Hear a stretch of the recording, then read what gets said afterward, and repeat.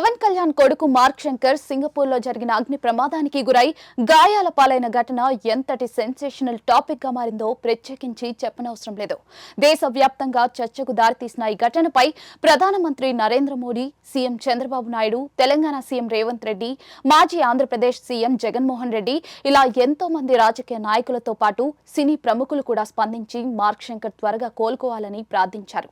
అయితే ఎట్టకేలకు mark Shankar కోలుకున్నాడని, hospital నుంచి డిశ్చార్జ్ అయ్యి మా ఇంటికి వచ్చేశాడంటూ మెగాస్టార్ చిరంజీవి నిన్న ట్విట్టర్ ద్వారా అభిమానులకు అధికారికంగా ప్రకటించారు. దీంతో అభిమానులంతా ఊపిరి పీల్చుకున్నారు. ఇదంతా పక్కన పెడితే పవన్ కళ్యాణ్ మాజీ సతీమణి రేణు దేశాయ్ మార్క్ శంకర్ ఆరోగ్య పరిస్థితి తెలుసుకుని ఆమె స్పందించిన విధానం ఇప్పుడు సోషల్ మీడియాలో హాట్ టాపిక్ గా మారింది. ఈ విషయం తెలిసిన వెంటనే రేణు దేశాయ్ సింగపూర్ కి తన కొడుకు అకీరానందన్, కూతురు ఆద్యతో కలిసి వెళ్లేందుకు సిద్ధమైందట.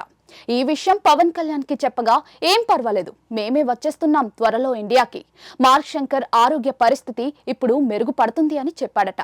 ఫోన్ కాల్ సంభాషణలో పవన్ కళ్యాణ్ ఇలా చెప్పడంతో రేణు దేశాయ్ సింగపూర్ పర్యటన విరమించుకుంది.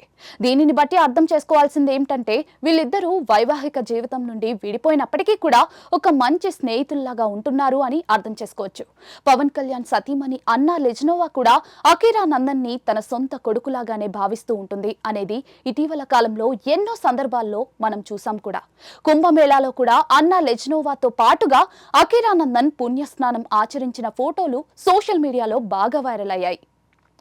ఇకపోతే రీసెంట్ గా అకీరానందన్ తన తండ్రితో కలిసి తీర్థయాత్రలకు వెళ్లిన విషయం గురించి ఇటీవల రేణు దేశాయ్ ఇచ్చిన ఒక ఇంటర్వ్యూలో స్పందిస్తూ నేనే దగ్గరుండి అకీరాని పంపించాను, పవన్ కళ్యాణ్ ఒక మంచి తండ్రి అంటూ ఆమె చెప్పుకొచ్చింది. అదేవిధంగా అకీరానందన్ సినీ రంగ ప్రవేశం గురించి ఇంకా ఎలాంటి నిర్ణయం తీసుకోలేదని, సోషల్ మీడియాలో ప్రచారం అయ్యే వార్తలన్నీ కూడా అబద్దాలే అంటూ రేణు దేశాయ్ క్లారిటీ ఇచ్చేసింది.